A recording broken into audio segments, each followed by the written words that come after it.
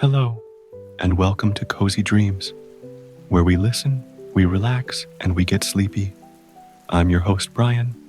Thanks so much for tuning in. Tonight we'll begin a dreamy retelling of the classic tale, Beauty and the Beast. It's a perfectly autumnal story to lead you into a good night's sleep. Now then, let's just take a moment to settle in and let go of any unease lingering in the body or mind. Make sure you're comfortable, and as you ease into stillness, just allow your breathing to draw out a little longer, particularly on the exhale. Focus your attention as much as you can on your breathing. Let the slow, steady rhythm of the airflow become a mindful and soothing experience. When I speak to you here, prior to each story, I try to say the things that I know I would want to hear if I were falling asleep to this show. I've found the process of getting to sleep, in particular, rather difficult. Throughout much of my life, I still have bad patches nowadays, but I've gradually learned to remain calm and not let it stress me out on those difficult nights. Yes, it can make the next day a fair bit more challenging, but getting worked up about it only brings more wakefulness. So remember, while you listen along tonight, you can use your breath to help pacify any stress, tension, or worry. It's a simple yet effective way to calm the nervous system and guide you into a beautiful night's sleep. And that's especially true when you combine those deep breaths with a dreamy bedtime story. Like this one, it's a tale as old as time. So, without further ado, let's drift into the fairy tale world of Beauty and the Beast. There was once a merchant named Laurent who staked his entire fortune on a fleet of ships, but lost them all at sea. Being a widower, he didn't have to take this news home to a wife. However, he had 6 children who had grown used to a life of relative privilege. When the debts were called in and rumors spread that the family was penniless, most of them took the news hard. As days turned into weeks and the ships didn't appear in the port, the merchant had to begin selling their fine furniture, their carriage, and even his daughter's jewelry and expensive dresses. They had to give up their richly appointed house and move to a cottage on the outskirts of town. Laurent was frequently away, visiting business acquaintances and trying to find partners who might invest and help him rebuild his business. While he traveled, his children, who were 3 boys and 3 girls, were left to keep the house on their own. Although they were practically adults, the 3 boys and the 2 oldest girls were largely useless when it came to practical skills. They had become quite accustomed to a life of study and idle luxury. The youngest daughter, whose name was Camille, was the most willing to take on the necessary household chores now that they were without servants. Perhaps it was her more impressionable age, or perhaps it was that she had a sweeter, more steadfast temperament. Whatever the combination of factors, Camille did the best she could to learn the basics of running a household. Indeed, she was the only member of the family who was truly liked by the people in the village. Laurent's brood did not have many friends. To make their situation worse, the 5 oldest children also made no effort to adjust to their new lives. They did nothing to prove themselves capable, or to endear themselves to the neighbors who might have helped them. Camille, however, sought advice from the villagers about unfamiliar skills, such as baking, sewing, gardening, and keeping chickens. Their wariness turned to a genuine affection when they grew to appreciate her willingness to learn and to work hard. In this way, Over time, she became the glue that held Laurent's household together. While the five older siblings struggled to accept their fate, unable to change, Camille ensured that they had a tidy home and that there was food on the table. One day, when the family had been living this way for nearly 2 years, Laurent received word that one of his lost ships had appeared in the port, its cargo largely intact. The family rejoiced at this miraculous news. The older five siblings, declaring that their lives among the villagers were finally at an end. Camille took pleasure in their happiness, but the news did not seem as important to her as it did to the others. She had come to love their small cottage, with its tidy garden and comforting aroma of baking bread. Although it would be a relief to see the rest of her family content, she was unsure as to whether she wanted to return to their former lives of idleness. She had become a person who liked being useful. In order to reclaim his property, Laurent had to travel to the port by horseback, and it would be a journey of a couple of days. Once there, he could arrange for the proper dispersal of his reclaimed wealth and hire a comfortable coach to bring him home. In anticipation of their improved fortunes, he asked each of his children what gift they would like to have from the city. The older siblings demanded finery.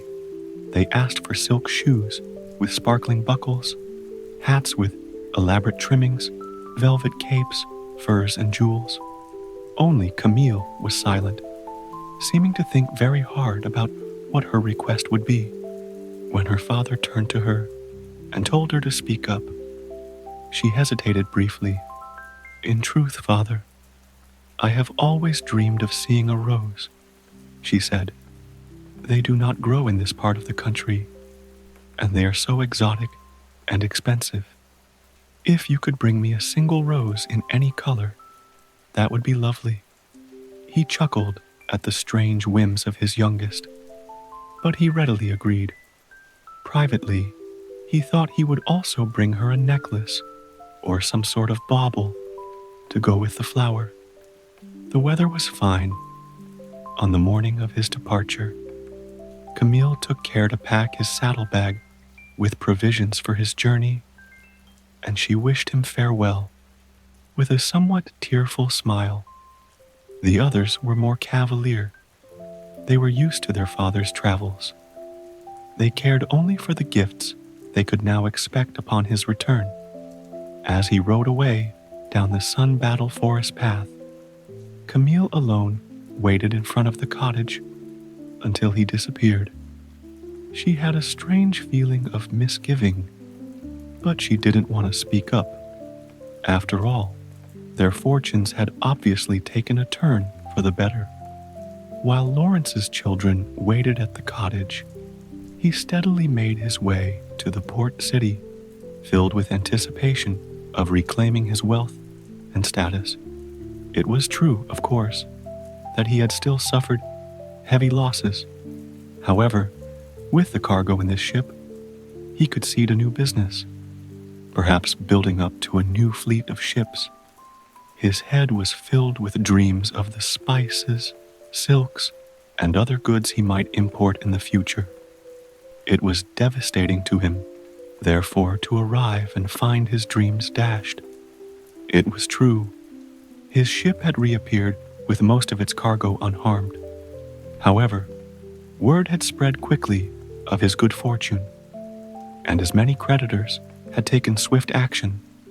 By the time Lawrence had come to claim his property, it had already been distributed to pay his many debts. In vain, he contacted one merchant after another, asking for an extension on his considerable bills, but it was no use. At the end of the day, he was a man without debts, but he was empty-handed. There was no money left for him to invest, and there was certainly no money to spend on the gifts he had promised to his family. He was so disheartened, he didn't even want to stay in the city overnight. Without properly provisioning himself, considering the weather, or sending any correspondence ahead of him, Laurent mounted his tired horse again and rode out of town, heading back down the provincial road that had brought him to the port that morning. Laurent was a few hours outside of the city when darkness fell and a storm descended. Lightning and thunder crashed all around him, and the wind gusted mercilessly, blowing limbs off the trees. Laurent's horse became frightened and bolted away from the main road, taking him into an unfamiliar forest. Realizing too late that he had been foolish to undertake this nighttime journey, Laurent began searching in the gusting wind for any sort of shelter, such as a cave. How long his horse wandered through the howling gale, he did not know. Finally, he saw a tall stone wall arise before him. He urged the horse onward, hoping he had reached a house where he might shelter. Arriving at the forbidding wall of rock, he saw that it was not a house. It was the wall around an estate. A tall and imposing iron gate stood ever so slightly open. Having no time for good manners, Laurent dismounted and pushed the heavy, swinging gate wide enough to pull his horse through. Together, they slowly headed up a paved walkway that receded ahead of them into the swirling darkness, with leaves flying all around and rain pelting him from all sides. Laurent could barely see the massive structure that emerged ahead of him in the wicked gloom. It was a mansion, to be sure. Although his visibility was limited, he could see it had a grand approach and many large rooms with tall windows. It was a very intimidating place for a person to arrive uninvited, but he had no choice. He feared he could not survive the night without a roof over his head. Tying his horse up safely in a sheltered alcove, he walked to the massive front door and lifted the iron door knocker. He let it fall, hearing the sound echo through the gloom, as if in response to the thunder.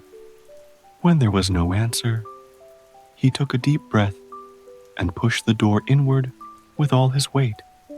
It gave, and he found himself almost falling onto the floor of a grand entryway. Laurent laying on the cold flagstones for a moment, regaining his breath in the eerie stillness. He could still hear the rain lashing the front steps through the crack in the tall door, and thought to himself how glad he was that he'd found shelter for his horse. Rising in the semi-darkness, he peered about him. He was in a grand reception area with a curved staircase ascending on either side. Suits of armor stood sentinel here and there. Ahead of him, there was a set of richly carved double doors. The silence inside the house was profound. He could have heard a pin drop, but there was a light glowing around the cracks of the doors in front of him. After a few half-hearted efforts to call out to the occupants, he took another deep breath and walked toward the lighted room. Pushing the doors slowly open, he leaned inside and scanned the room. A fire was roaring in the cavernous hearth. In front of it, a table was set for one with a few simple dishes, a carafe, and a large drinking glass spread across it. His gaze took in the other aspects of the comfortable room. He saw upholstered chairs and tables, carelessly stacked with books. Still, there was no sign of the owner. Laurent awkwardly sat down on one of the armchairs and waited for a few moments. Soon, he could not take his eyes from the simple dinner laid upon the table. The loaf of bread and the aroma of the roasted meat tormented him, and his stomach growled loudly.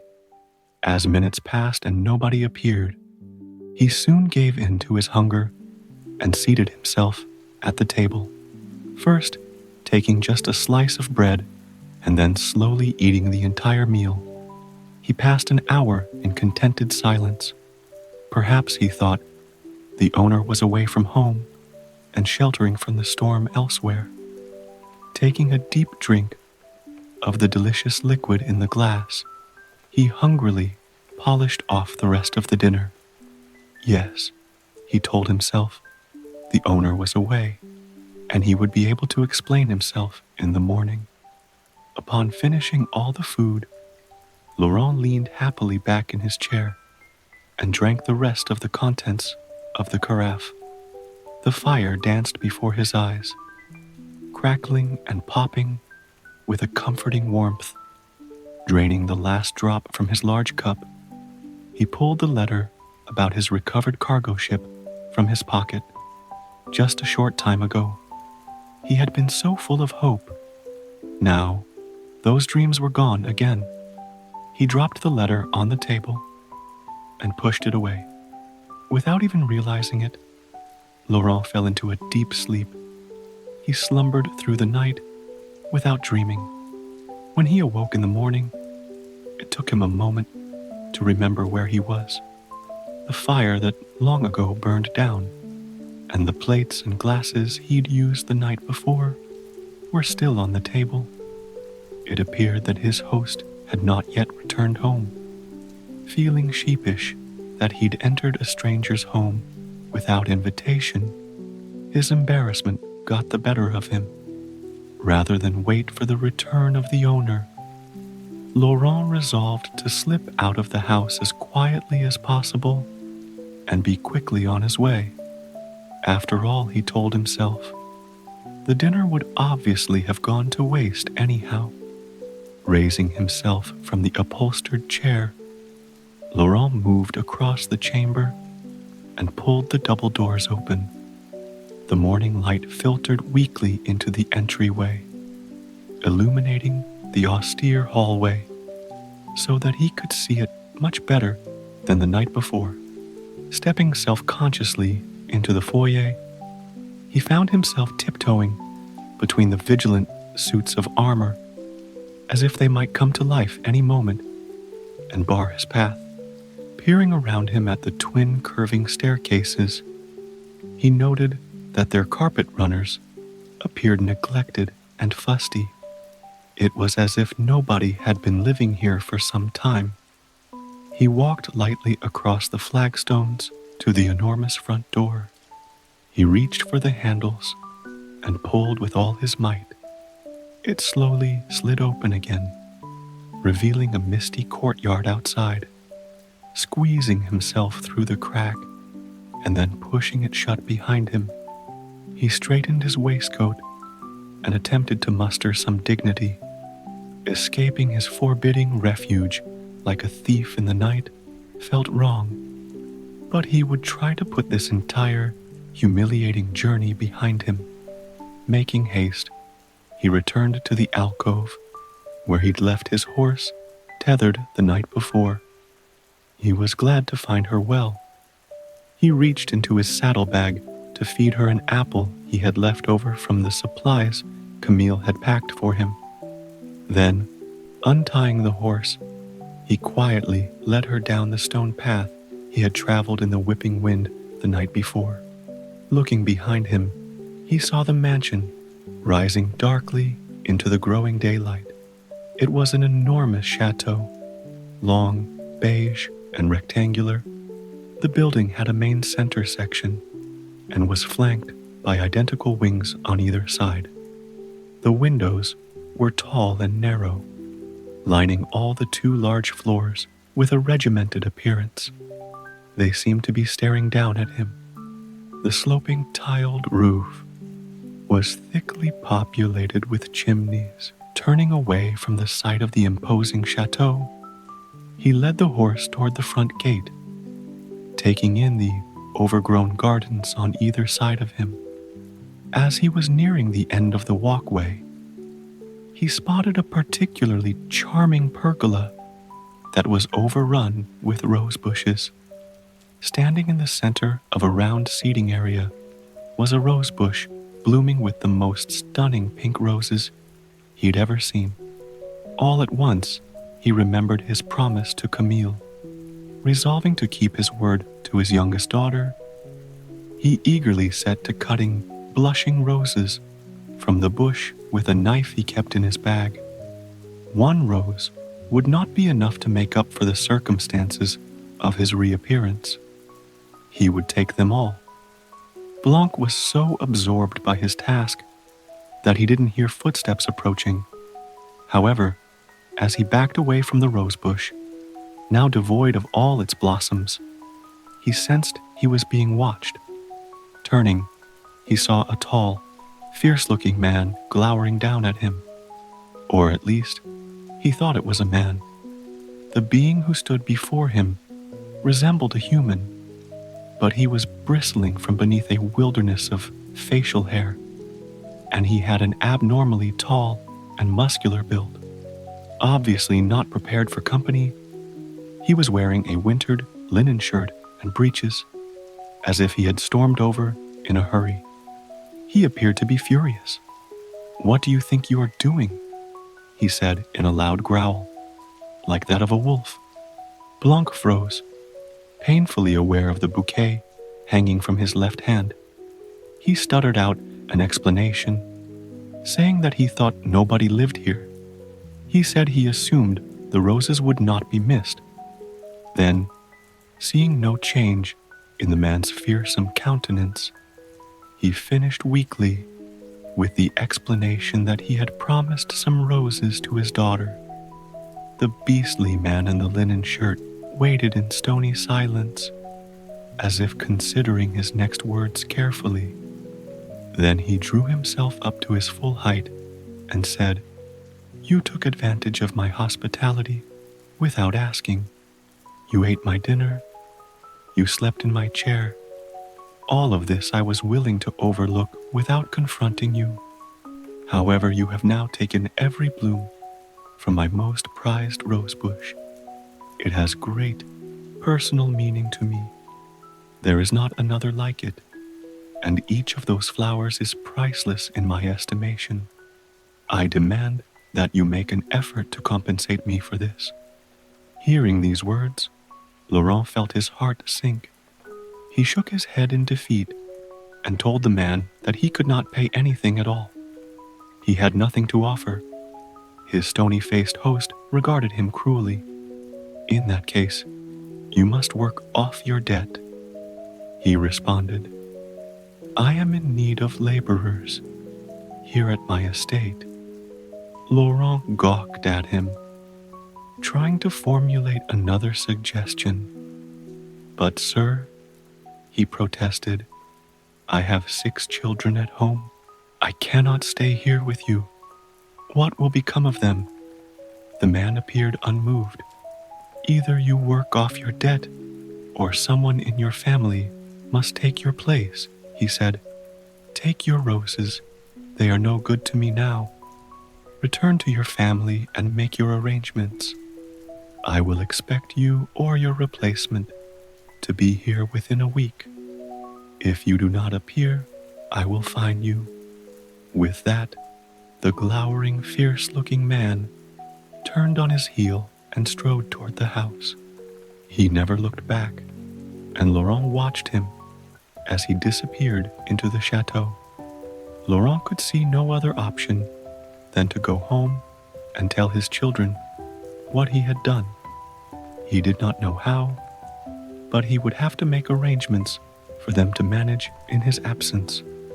Perhaps when the man had cooled his temper, he would see sense and not keep Laurent in his service too long. With the storm past and daylight on his side, Laurent was able to follow his path back to the main road and continue onward towards home. He rode steadily, but slowly, as he considered the news he'd have to share upon his arrival. It was a beautiful day.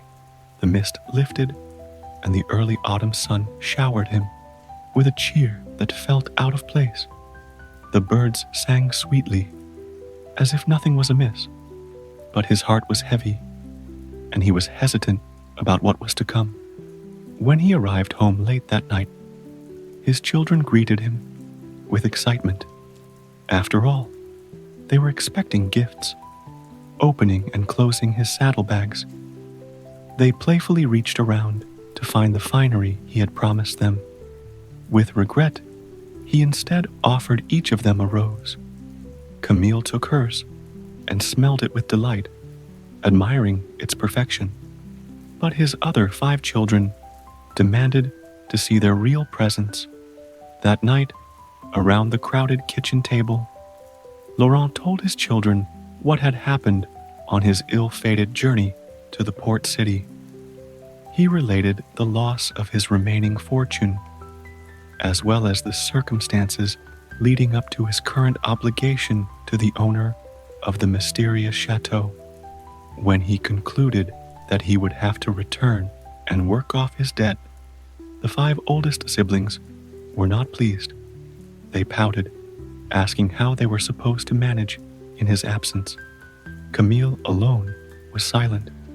She sat at the table with an unreadable expression, lost in thought. Finally, she called for silence. Her siblings looked at her with surprise, as Camille was usually not one to insert her opinion. Camille announced that she would return to the chateau to take her father's place. Laurent's eyes filled with tears. He protested that he could not and would not allow such a thing. However, Camille's sound reasoning was difficult to counter. Father was needed at home to support the family. She, however, could be spared.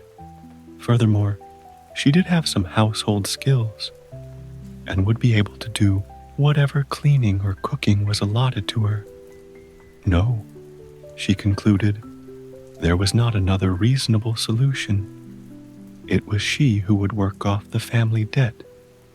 It only took a day or two for Camille to prepare her modest belongings for the journey.